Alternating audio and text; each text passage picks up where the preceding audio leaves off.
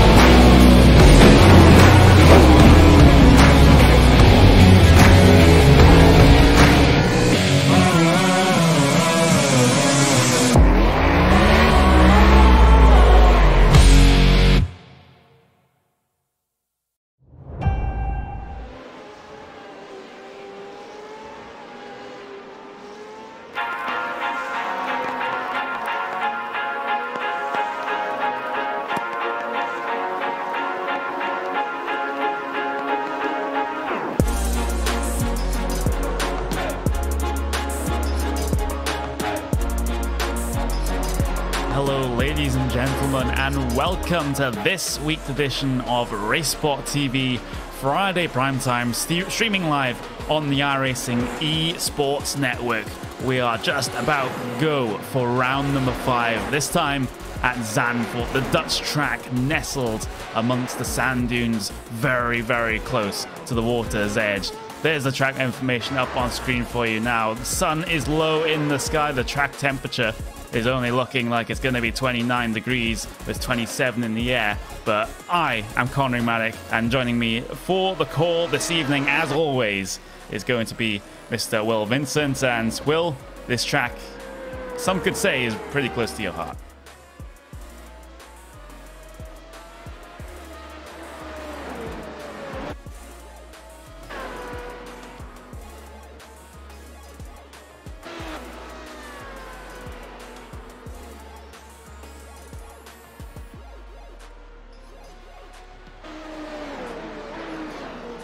Yeah, exactly. Lots and lots of high to medium to high speed corners. The undulations in the track elevation just make this track an absolute roller coaster to drive. And speaking of roller coasters, this is going to be a roller coaster qualifying laps for all of you guys out there. They're just getting themselves up onto the board as we speak, with a couple of minutes left in qualifying. Martin van Loozen on provisional pole position with a 1:18.887. That is about a tenth of a second faster than what is going to be Morgan Morand at the front there, towards the front of that particular grid. As we will we will start to see this qualifying, get itself towards its closing stages. Will, what are we expecting from racing and sort of action that you can get at this racetrack?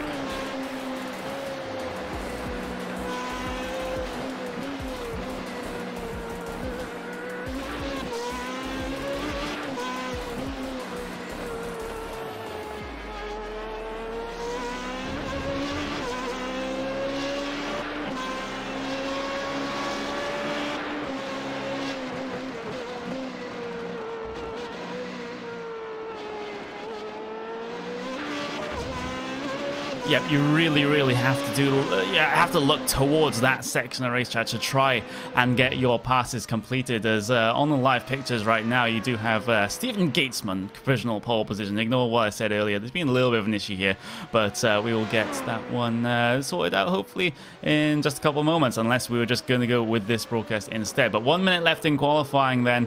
Not a lot of opportunities for anyone to sort of improve on their lap time. Everyone gets their lap times done very early on in the session here, and as of right now, it's just going to be the way things are. But well, I don't know what's you know, this is one of the races where I don't know what to expect from the racing that we're going to have, because at least in split number 1, we've got Martin van Loosnord as pole position. We've got Morgan Morand P number 2.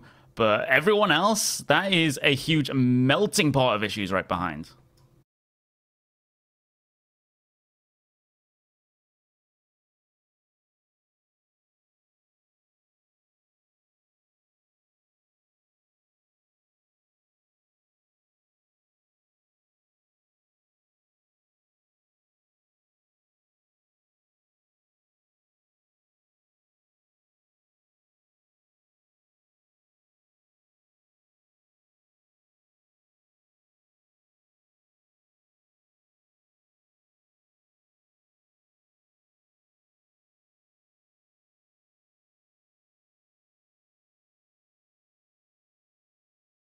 Yep, you really do, as the gridding procedure will go through here as we get ourselves all sorted out here in the Racesport TV commentary booth. We'll be getting the top split race sorted. Sorry for the couple of issues that we just had there, but we are not too far away from getting the racing action up on screen for you in just a couple of moments' time. But the qualifying grid goes like this: Martin van Loosnord, Morgan Morand, Danny Garcia Fillol, Matthew Prudhomme, Tony Reprizard. That brings things down to P number 5 on your starting grid, with Victor Prato P number 6, Matteo Calistani 7th, with Dave Walsh 8th, Ruslan Sabatov and Lubomir Moric rounding out your top 10 positions.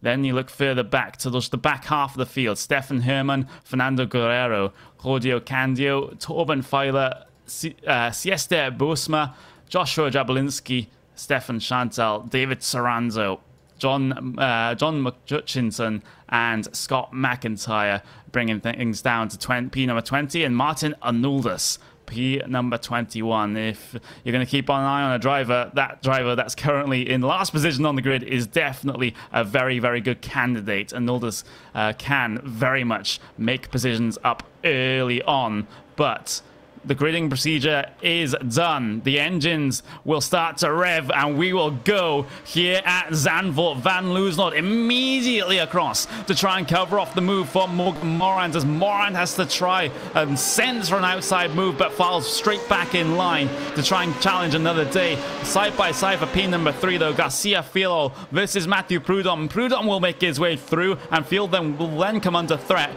from Tony Reprizard behind. So that is all done. At the front of this sector. Oh, that's a huge pile up. That's in turn number 3, right at the back half of your field.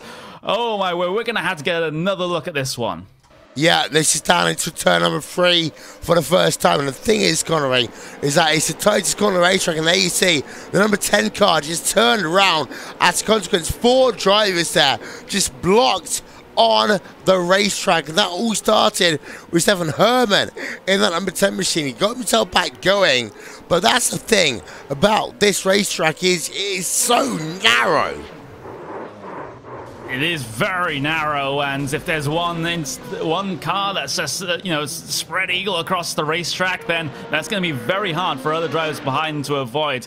That original incident caused by Ruslan Sabatov running into the back of Stefan Hermann, spinning him right in the middle of the track, and it was just a job for all of the other drivers behind to try to avoid the stranded car in the middle of the racetrack. But the first lap will be in the books here, and there's a movement going on coming down in towards turn number 1. That's Sabatov versus Candio. So Candio on the inside and will look to gain the position. He will gain the position over Ruslan Sabatov back. So that is battling just inside of your top 10. But riding on board with Claudio Candio right now as he works his way through towards the end of that first sector, just looking right from the back of his car right now. Sabatov might even just come under threat from Buesma behind, but the number 15 driver in that red car right in the middle of the trio behind, he's trying to sense this opportunity, but the doors are opening, but he's not slipping himself through.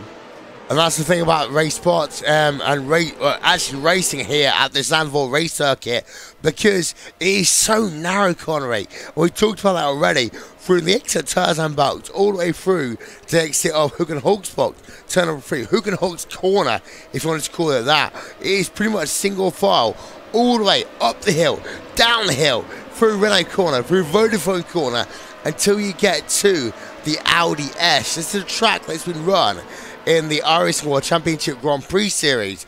Many people like it, but they only seem to like it if they are in a position where they can overtake, and it's actually Jablonski there is trying to do so right now over the number 15 car.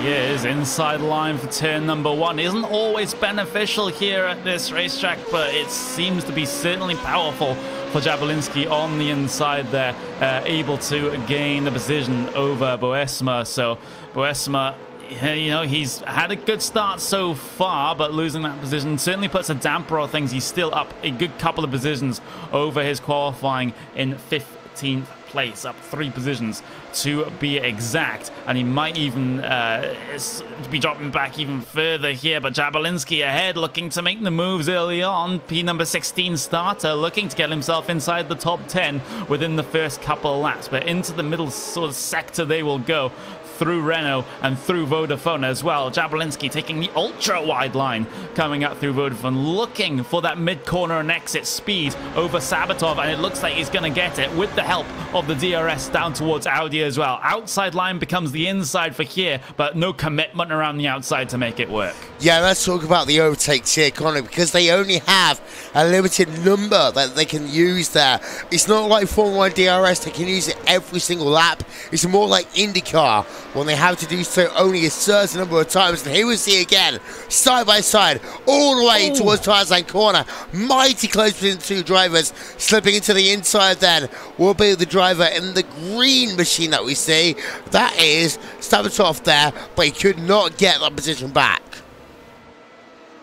Simply not possible down into that section, at least if your name is Ruslan Sabatov. And now Buesma behind might just be smelling blood in the water, as Sabatov is struggling to hold position inside of that top 10 and drops out of it down to P number 11, may even be P number 12 by the time Buesma is done with him, down through turn number 6, turn number 7 as well, and then into the Renault and Vodafone complex right in the middle of the lap. But it's particularly tricky to try and negotiate yourself a pass coming through this section. The track is wide and inviting on this portion of the racetrack, but that doesn't mean that it's suitable for side-by-side racing. But this section very much is coming up. Audi S coming into it. You can sling yourself down the inside, and that is what Stefan Chantal was thinking as we're riding on board with the Canadian driver. But the move inside, the move outside there just requires 100% commitment. You can't just be caught in two minds about it. Yeah, and the thing is, it's also a 1 minute 20 lap time around this racetrack, Connery. So the drivers don't have many opportunities. We see there the battle is still going on. 12-13, move around the outside there, and Sabatov makes the position. And actually, I say that back. It is Brunside there making the position over Chantal. That's the position going on. 12-13, 14th on track, but out front, it's worth noting that Morand has a 1.3 second deficit right now, Connery, to your race leader. That's in the first 5 laps of this motor race. It is Van Loosenord able to get 1.2 second gap over his rival of Morgan Morans. Absolutely fantastic stuff for what is basically the home track for Martin van Loosnord, being from the Benelux Club, of course. So this is perhaps one of the strongest tracks on the calendar for him, you would have thought. So not sure if there's much that Morgan Morans can do about this. He did set a lap time about a half a tenth of a second faster last time by, but you need more than half a tenth if you're going to catch a driver the caliber of Martin van Loosnord. He makes another gain on this lap. That's more like a tenth of a second, so more like it for Moran, but he needs more. He does indeed, as we're looking at that battle right now going on for your race lead, Conrad. And the thing that I noticed is that Moran is okay in the middle section of the racetrack, but he's losing it realistically in sections number 1 and sections number 3. As I see battles going on actually far behind him. We've actually got a car turn around. That is Dan Walsh in the number 21 machine from Club UK and Ireland. Let's get a replay out, Conrad, because Dan Walsh now down to 8th place, and he looks as though he lost that all by himself there. No drives yet, lost it all by himself there on the exit of Tarzan corner, turn number 5. Yeah, that's going to be the Hugenholtz corner. Coming out of there, just trying to get the power down. Cass just wasn't having any of it, decides to swap ends instead, and that's going to put Dave Walsh back a good couple of positions. He's been put back into 9th after running MP number 7 before that incident happened. But riding on board right now with Victor Preto for the Champs iRacing team, trying to chase down Tony Repuzard up ahead, and Preto gained on the last lap about a tenth of a second. What does he do on this one? It's a 1:21.074 compared to a 0:57 from Tony Repuzard. So absolutely deadlocked between these two drivers on that last lap. So it might just be a case here of trying to figure out a sort of strategy with DRS to bring himself closer, and then maybe use another one to try and get himself past. But that's the whole game sometimes in these Formula Renault 3.5s. It's the whole strategic use of those DRSs. And a track like this, where you have a very, very, very long pit straight, that is going to be an issue if you don't have them. Yeah, if I was allowed to make jokes about the UK and the European referendum, I would say that would almost be a bit of a backstop going on right now with those two drivers. But yeah, I'm allowed to do so for the time being. But I will say there are still battles going on behind them as well. And this is a track here that Connery does make drivers have to work for every opportunity. And we've seen it already in your top 4. We've seen it already in your top 10 of roller drivers. Victor Preto right now, for example, as we talked about, you know, he lost a little bit last time around, a little bit faster last time around. As he comes across the start-finish line, it's going to be a lap time of a 1:20.855 for Victor Preto. He was faster than Tony Repuzard, however, still got work to do in order to get past. Yep, that is the age-old saying. But through the first sector they will go. Tony Repuzard looking a little bit sketchy through here as we have side-by-side coming down the pit straight there. That's Arnoldus versus Sabatov, and I mentioned it at the top of the show, Will, that Arnoldus is one of the ones to watch. Starting right at the back, he'll take the battle still side-by-side, coming through the next couple of corners, turns 2, turns 3, and then up the hill once again. We'll get the replay up on screen for you now as you see Arnoldus on that left-hand side, able to make that outside line around turn number 1 work because of that corner being slightly on camber. Yeah, and for Sabatov then up into 12th position, was able to get that move done for the time being, and then actually lost it afterwards, because you can see that Arnoldus was able to just pull away by about 4 tenths of a second, but still he has himself a driver behind. That is John Murchison from Club UK and Ireland. And one thing I actually like about this Friday Night Prime Time, Connery, is that we see a lot of different clubs represented. Of course, the Club UK and Ireland Open Wheels is almost their second coming. They've got Monday Night Skippies every Monday night here on Racesport TV. But they're also a team that likes these kind of like lower power, high downforce cars. Yeah, that's what the name of the game is, but McCutcheon then side by side with Sabatov down the pit straight. That was a little bit of a late move coming off the corner, but here comes Sabatov back with the dive down the inside of turn number 1. He's not giving up without a fight, and he retains position as well. That was fantastically defended there from Savatov. Firm, but very fair. Yeah, and he's got the move then down into Hook and Hulk's corner. Now it's going to be single file corner as they go through 4, 5, and 6. It is. This is not a section where you can really make it side by side, but Hutchinson proving me wrong with the overtake coming through turn number 6. Fantastic stuff there by the British driver. We'll get the replay up on screen for you now because he proved me wrong in about a 1/10 of a second there, Will. Here's a replay. Outside, inside move. That is a bold move there in turn 6. Shivlak there. But Connor, he managed somehow to make it stick. And actually, that's one of the best moves I've seen in turn 6 in a very long time.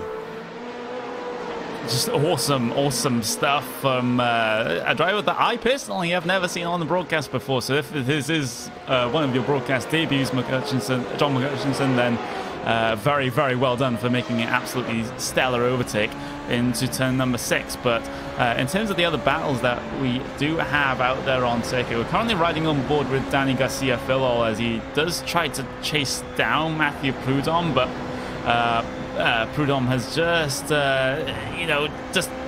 been managing this gap over the past couple of laps. The advantages aren't really switching more towards one way more than the other. So Prudhomme is just doing what he needs to do right now. It's just a case of whether Filol has something in this second half of the race to try and get himself onto that final step on the podium. But a battle that might just be a thing, though, is the battle for the race lead, because it is within a second. It's getting towards 0.8 of a second in reality, and Morgan Moran now, he's going to be on the charge. He's got the carrot on the stick in front of him in form of Luzhnod.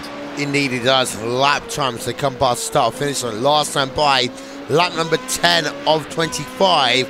Moran was 9/1000ths of a second slower than Van Luzhenhoorn. However, the gap between the two of them here, Connery, they are negligible at best. It's the sort of thing you and I, of course, both researchers at universities, we look at these gaps and say, okay, they're almost non-existent. However, for Moran, he's got to find a way of managing to work that car for the dirty air at a track that really is difficult to overtake at. The medium to high-speed corners certainly don't help with the dirty air. Of course, it isn't an absolutely huge factor in these cars, but it is something you really have to think about, and it makes overtaking a little bit more complex here as they head their way down into the Audi S, one of the overtaking opportunities at this track. Moran still trying to make some inroads here, but he's not exactly being successful as that gap dips above a second once again. So Moran, he still has a decent chunk of time to work with here, so not all his losses. It goes up to 1.1 seconds by the time he makes it out of the final corner. So not the greatest of laps there from Moran to try and chase down your race leader, but battles further behind though. Right on board with Victor Prater right now, who is within a second of Tony Repuzard. So that could be coming together in just a couple of moments. But again, it's a similar situation to what is going on at the front of the field. You see on those last two laps, just very, very marginal gaps going either way. Yeah, Victor Prater was technically faster last time by. Got himself within 14/1000ths of a second faster than Tony Repuzard. But realistically, Connery, that's nothing. And actually, Victor Prater has to do the same thing right now as Moran and actually find inroads in the middle sector of this racetrack, although Repuzard is faster in sector number 1 and sector number 2 compared to Victor Prater.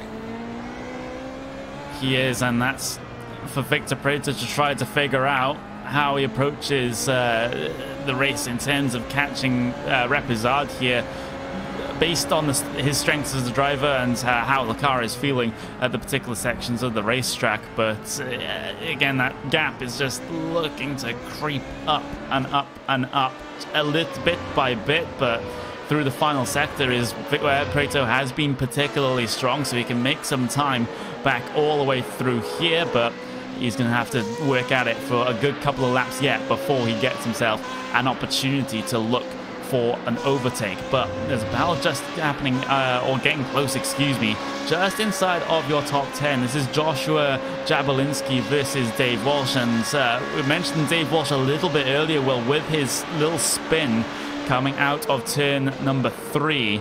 But, you know, apart from that, he's been running relatively okay, but Jabelinski definitely closing in at this stage, a couple of tenths of a second last time. Yeah, indeed, sir. And it's actually the thing here, Conor. We're not looking necessarily at who is going to be the best in this race, but more about the iRacing that's available.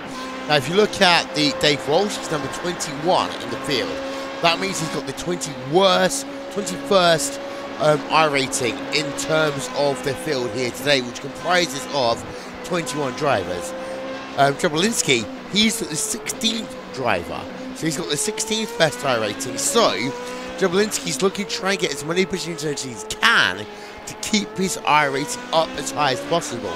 As it stands right now, both would gain iRating, but Jabelinski has more work to do.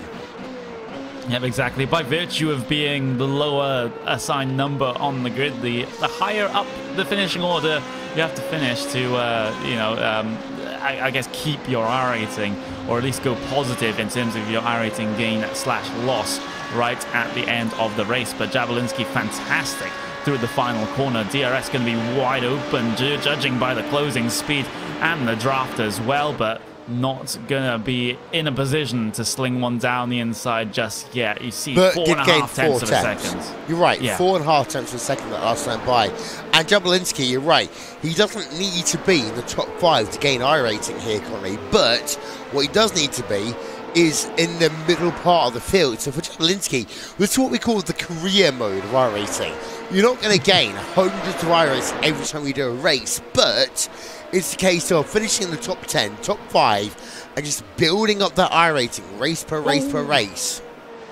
Ooh, Jabelinski, a little bit of a moment coming up through towards the towards Marlborough corner, just taking a little bit too much out of the entry there, just going over the grass. And that's one of the other things about this racetrack, not much runoff, if any.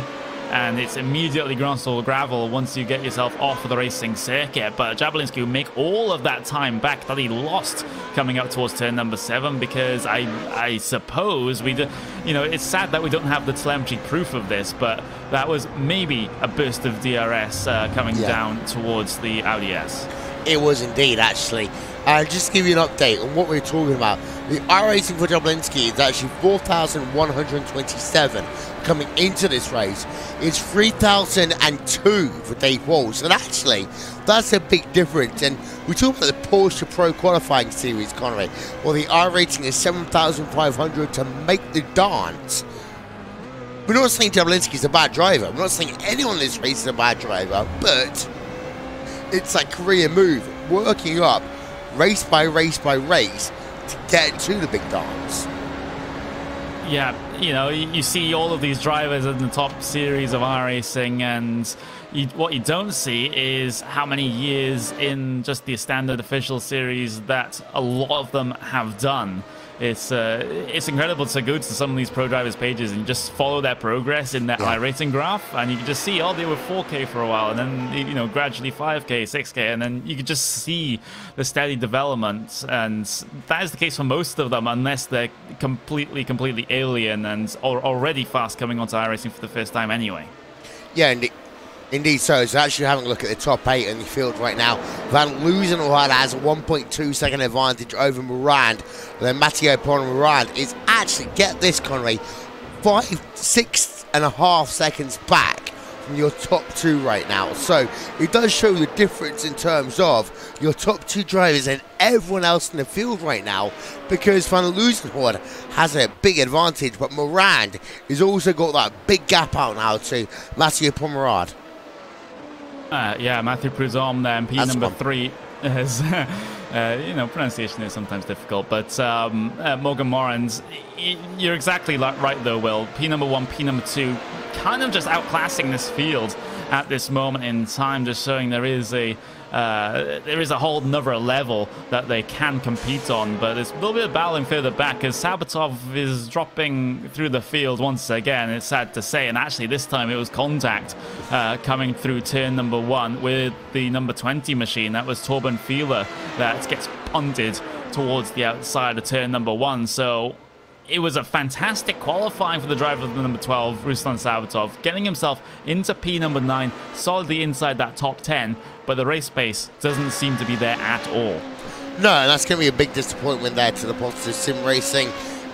Isabella, University of Isabella, one machine, and Positive Sim Racing, of course, are so prominent on the Racewalk TV broadcast, Conrad, because we see them in Sunlight Skip Each, we see them, of course, in Finite Pro Time, on the Endurance Series, of course, the 24 Hours of Daytona coming up soon here on Racewalk TV, and that's a team that are looking to do very well, arguably looking for a top 5 in class.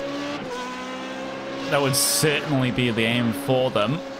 Although I bet they would have hoped that it was, instead of Daytona prototypes, it would have been LMP1 cars, because they have been particularly quick in those machines. But sadly, insert no LMP1 cars to be seen. You just have to deal with Daytona prototypes. But Sabatov will have to go defensive here as we're riding on board with him, because Fieler is looking again, in towards turn number 1, but simply not able to make that move work just yet. And Fieler, now you have to be thinking that he's got to be driving this one a little cautious, because he's already been punted towards the outside once by Sabatov.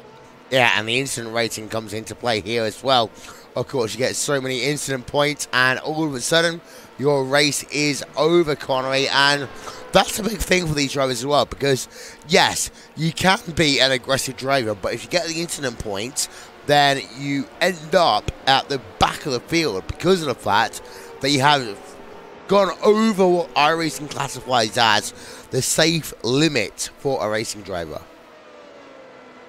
Yeah, usually in these iRacing official series, it is 17 instant points before the system decides to disqualify you from the race. And some tracks is a little bit easier to keep under that limit than others.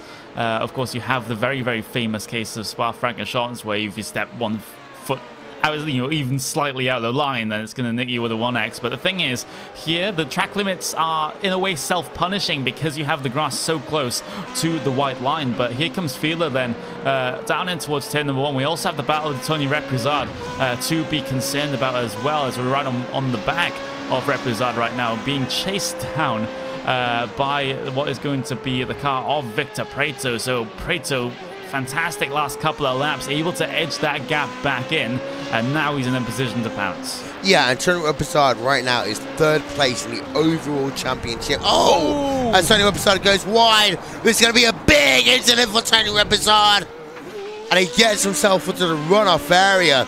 That is thankful for him there, but that's an Harry Lyndike corner. Replay is going to come up there, Conway, but Tony Reprizard, commentators curse, no, because he did that all by himself there. But Tony Reprizard, 3rd place in the championship right now. Victor Preto in 2nd, Rico Atalo in 1st, but Reprizard just got onto the curb, onto the gravel, and pushed off wide, now down into P number 6. What was I saying just moments before that happened? With the grass, with the gravel being so close to the racetrack, the off-tracks are self-punishing at classic circuits such as these. And, I think that's the way probably everyone would prefer to have it, despite the safety issues on the real-life side of things. But in a simulated world, then that issue is somewhat reduced. But as we do have about 7 laps to go here, Prudhomme versus Fiol this time. The battle for the last podium position, that one is starting to look pretty hot at this stage. Prudhomme trying to edge out the gap, did by a couple of tenths of a second on that last lap. But this isn't over, because Fiol, he's going to be looking, he's not even keeping fully within the slipstream coming down the pit straight there, which is one of the annoying things that I see some drivers do. If you're following behind the car coming down the straight, just get fully behind them. Don't be half in, half out, and lose a good amount of the draft. Yeah, and also it's worth remembering, of course, Connery, that Zandvoort is looking to become a Formula 1 track in 2020. Now, again, this is my favourite track in all the motorsports. And the last thing I want to see to this track is to take all the gravel away and put off runoff areas, because Circuit of the Americas, yes, it's a good track, but the kind of tarmac runoff areas make it into a track that sterilizes it a little bit. This is a track that is not sterilized, and the last thing I want to do is the FIA to go and say, if you want an F1 race, get rid of the kind of like the runoff areas, because it makes no sense at all, especially into the LDS where the two drivers coming in right now, Pomard in the number 4 machine and Philo in the number 9.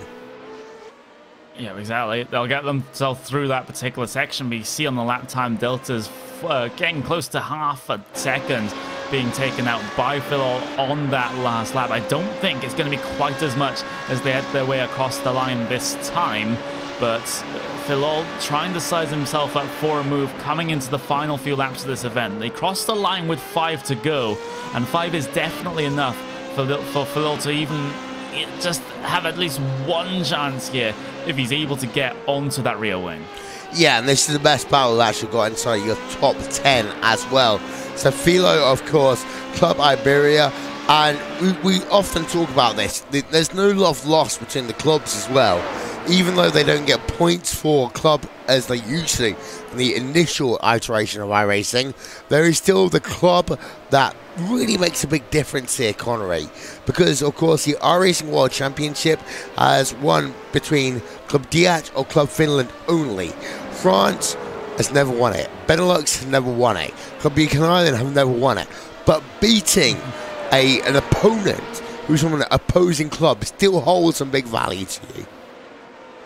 It does hold some big value to some, as Phil, he'll be more concerned about getting onto the podium than any potential club points at this stage. But up through towards the final 2 corners now, these very, very fast right-handers, where the last one you can go pretty much flat out in these cars and carry that speed all the way down the pit straight, getting up to what's going to be around about 270, well, struggling to get to 270 kilometers an hour in the draft before you hit the brakes in towards turn number 1. But Phil now, he's getting there. You can just see that gap, even visually, just starting to close in and starting to become a lot more optimistic for Phil's chances at the end of this race. But is it too slow at this point? You just have to argue, you know, because at this rate, he'll only be in position to challenge on the final lap.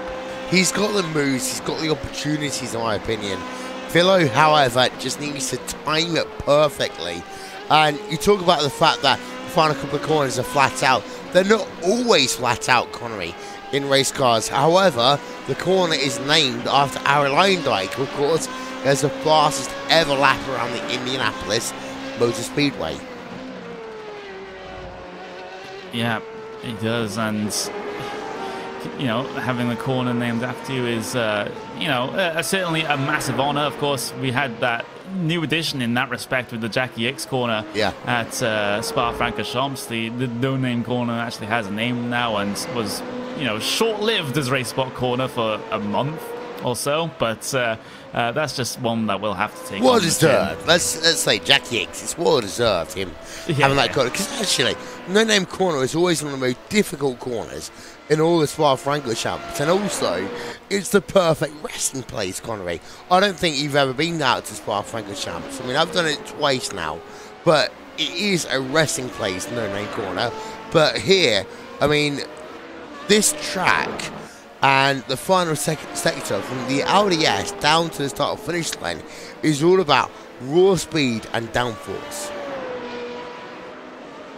It really is. It really suits these cars, and it's a real driver's track, which is what you mentioned at the start of the broadcast here today. It's one of those tracks where you can just hot lap and hot lap and hot lap and until you get tired, and you're still enjoying it even when you're completely exhausted. But for racing, it can be pretty satisfying to watch as well. But this is the only battle that you have on your screen right now that, well, not right now, but the Matthew Prudhomme and Phil battle is going to be the only battle that we have here coming into the final stages. So it's going to be a pretty major one as well as we get on towards the final 2 laps to go here. Green lap deltas last, well, I was going to say last 2 laps for Phil, but the thing is that our lap graphic does get updated and he lost time on lap number 23. So that is not what you want to be seeing if you're Phil, but the thing is,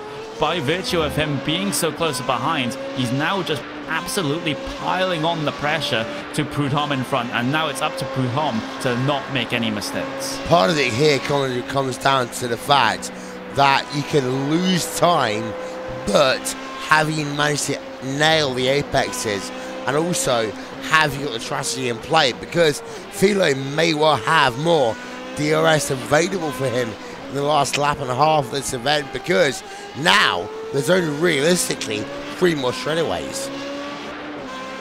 There are, and if he has 3 DRS activations that he saved up over the race, then Prudhomme would be sitting very, very pretty. But Phil trying to take so much time out of him coming through the Audi S's, and will do the same trying to come through the final sector here as well. But if Prudhomme does have DRSs in reserve, this is where it's going to be working. But does Phil have some that he's been hiding from us as well? It does seem to be the case, as you can see that closing speed in towards turn number 1. He goes deep on the brakes even though the percentage chance of him making a move was so slim to none. We're on the final lap, the white flag lap here at Zandvoort, and Phil might have even just blown his only chance to get himself at least alongside here because of that overzealous move in towards turn number 1 last time. But there's still 2 sectors to go in this particular battle.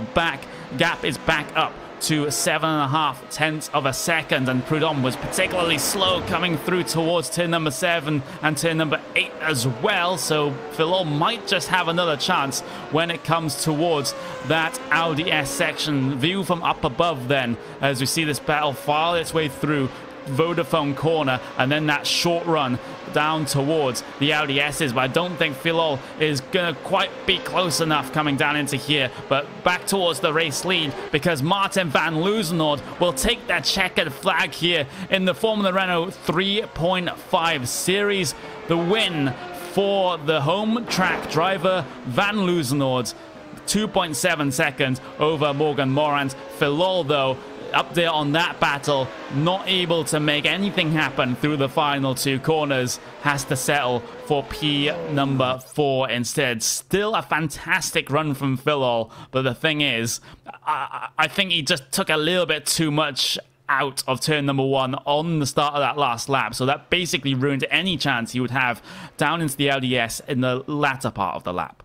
Yeah, he basically said to himself that I'm going to go for it here, and he didn't have the opportunity. He underbraked himself almost there, and Philo decided that he was going to get himself 3rd place. Again, 3rd place in terms of the championship here, Connery, not a bad thing, but I think that Philo there lost himself the opportunity because of the fact that he didn't actually push it hard enough, and here at Zandvoort, you got to push it hard in Sector 1. You really do, but with the race over and the last cars across the line, here are your official race results. Martin van Loozenhoorn wins by 2.747 seconds over the Frenchman of Morgan Morans, with Matthew Prudhomme joining his fellow countryman on the podium. Danny Garcia Phil will narrowly miss out in P number 4, with Victor Preto gaining himself P number 5. Tony Represard P6, with Kalistani finishing in 7th, with Claudio Candio 8th, Dave Walsh 9th, and Jabolinski ending up in the 10th place position. Martin Oldus, after starting right at the back of the grid, able to climb the ranks up into P number 11, with John McCutcheon P number 12, Torben Fiedler, P number 13. Then you have the first of your lap down runners, Ruslan Saratov. Not a fantastic event at all when it comes to basically the entirety of the race for him. Stefan Hermann, P number 15, after a late race issue, with Scott McIntyre and Stefan Chantal being the rest of the runners one lap down. And then you have your retirements, Sieste Boersma, David Saranzo, Fernando Guerrero, and Lumamir Moirik, right at the back of your 21 car finishing order. We'll just take a short break here on Racesport TV on the iRacing Esports Network, but don't go away because the post-race show comes after this.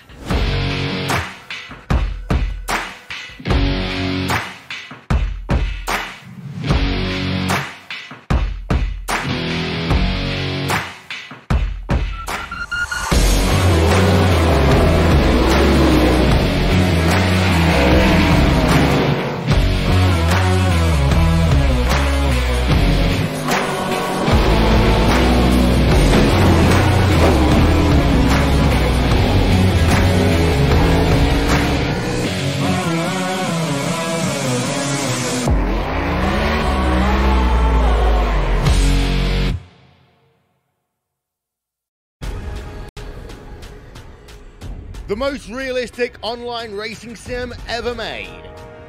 This is iRacing. Detailed laser scan tracks, fully dynamic real world cars, and over 50 series to choose from. 6 online world championships offering over $100,000 in annual prizes. This is the original esport racing game. This is iRacing.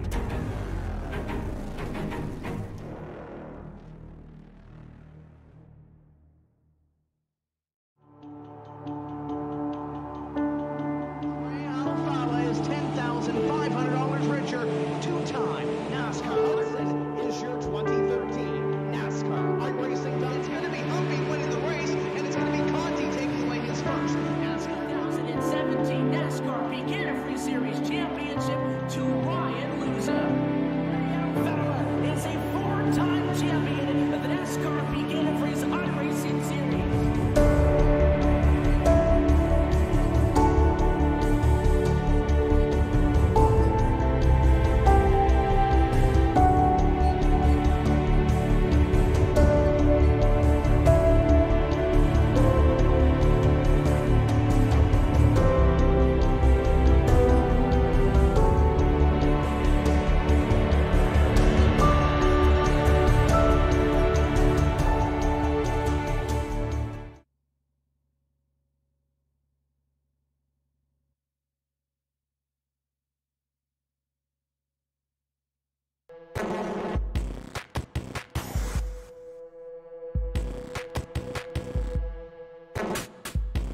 Welcome back, everyone. This is the post-race show for this edition of Racesport TV Friday primetime, streaming live on the iRacing Esports Network. As always, I am Connery Maddock, and joining me for the close of the show, it's going to be the one, the only, Will Vincent, and just a fairly intriguing race that we had here today. But the thing is, I think that first huge pileup at the sort of mid to rear of the field, coming through the first sector for the first time, really ruined a lot of drivers' races here today.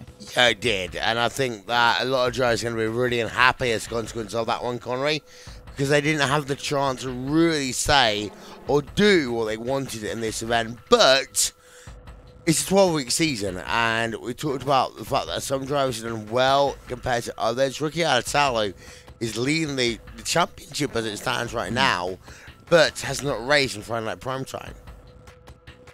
Yeah, he hasn't, and as a result, going to be at a little bit of a deficit in terms of the points that he can get for this week, just missing out on the strength of field race. But having a look at the calendar as it is right now, next week we're going to be heading to Donington Park. And it's not the National Circuit, it's the Grand Prix Circuit of Donington. So Donington, my home track technically, is the track that I live closest to. It's literally a short bus ride away from where I'm at right now. So that'll be an interesting one for me. But Donington Grand Prix Circuit, though, Will, that's not what we see often. No, yeah, in your case, it literally is the exact literal home track for you. For me, it is also the closest track as well. But one thing I would say is that it's a hard track, Donington Park. I mean, yes, I've walked around among it. I've done the Drunken Escapade, as we call it, a download festival. They moved the track, the festival outside of the festival, so to be, in the recent years, just to make sure that they can keep the track going. A lot of BS has gone on over the years there, but the track still exists, and I like the track there at Donington. Almost became the British Grand Prix. Yep, it did, and I don't know, maybe in some alternate universe it is right now, but unfortunately, it wasn't to be if you're a fan of the track right now. But in terms of the other racing that we have here on Racesport TV on the iRacing Esports Network, over this weekend, it's a busy couple of weekends, let me tell you that, because first up, we have the Raw before the 24, the prelude to the 24 hours of Daytona. 1:30 p.m. GMT tomorrow, and that's always a fun event, if there's going to be any fun event on the calendar. It is, and actually I heard Hindi for the first time, because of course Hindi is covering the 24 hours of Dubai right now, and it's at that point when you realize, oh my word, that motorsports is back. I mean, we've had the college football playoffs, which for me is the end of the kind of college football season. But we've got, motor racing is back again. And also, Connery, this is the first time that the Raw and also the 24 Hours Daytona will be under the new dynamic weather conditions. It brings an entirely new element to the racing, not only just for the atmosphere, but slight changes in handling for some of the cars that would be competing in that one. But that is not the only thing that we have going on Saturday. We've also got at 1:45 GMT in the afternoon, that is the Porsche Pro Qualifying Series, round number 2 from Zugba. And now that is going to be should we say that's going to be more of a club race, more of a touring car race with how that track is laid out and how many cars and how many desperate drivers that we'll have in that event. Qualifying is everything for that event. That's the thing that, more than anything else there, Connery, gets me, because, Scuba is a track that many people, and I mean almost everyone over the years, has come to be because of the fact they've been a sim racing driver in some ways. Yeah, it's one of those absolutely legendary tracks in terms of racing games, sim racing, whatever you want to call it. It's a track that's very dear to many people's hearts, and we finally have it here on the iRacing service as well. And to give it a big stage like the Pro Qualifying Series, so close to it, first initially being released, is absolutely fantastic to see. But it's also a really hard track as well, because it's not, it's not an easy track to get around. This Scuba circuit, yes, everyone's almost racing it at some point, but it's a hard track to navigate. It's really difficult, and what better track to try to challenge what are supposed to be some of the best GT drivers on the service. So that would be a fantastic pairing. But then again on Saturday, it's very, very busy Saturday for us here at Racesport, but we have the Club Sport Series powered by DGFX, round number 1 at Daytona. Justin Prince and Nolan Rempel taking you through that one, and yet more endurance racing on the day after as well, because we have the Neo Endurance Series, 6 hours of Suzuka.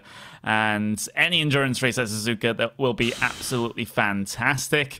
But the Neo Endurance Series, that series has been particularly, I guess a word I can use is spicy in terms of the things that have gone on, in terms of the big moments, shall we say, with the likes of Thrustmaster Movano and other leaders getting themselves into a couple of problems. So will the I was trend going to say continue, and will it acrimonious. not? Go on.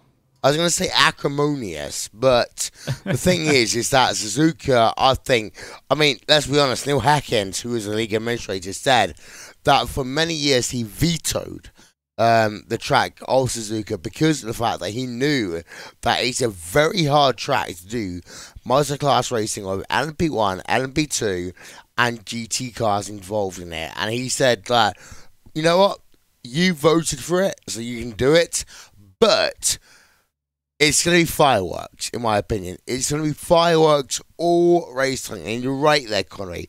Like some Movano, you know, they're not on the best standing right now. They're going to have issues going into Suzuka. But, my word, it's going to be a fun broadcast to watch. Suzuka, endurance racing, what more can you ask for? Yeah, Movano having a little bit of a better time in the Neo Endurance Series than they were in the Sports Car Open. It's just the way it's just the way sometimes the races go. Sometimes they fall in the favor, and sometimes they do not. But the thing is, the scariest prospect of Suzuka in an endurance race, though, is that point in the race where all three classes are lapping each other, and that happening through the S's. That's probably one of the scariest things in racing, you have to argue. Yeah, I'll say one thing as well, Connery. Apparently, next week we're going to get a title sponsor for the what used to be the Verizon IndyCar series. Is it May yet? Is it? I don't know. Let me check the number of the month. Racesport TV, of course, doing the 10th annual iRacing Indy 500. That's a big thing, but a new sponsor potentially coming over to IndyCar in the next week. That could be a huge thing for them and also for iRacing as well. Yeah, exactly. So we'll have to see what develops on that front. And I know the IndyCars have, for example, been wanting their own World Championship Series. Like, both of us don't know whether that's going to be the case or not. It's up to iRacing to decide that. But before we delve into that topic any deeper, I think I should just close up the show here. So thank you very much for joining us here on Racesport TV Friday Primetime once again. I'm Connery Maddock. I've been joined by Will Vincent. Also Will Vincent on the cameras as well. We'll see you next week. Goodbye.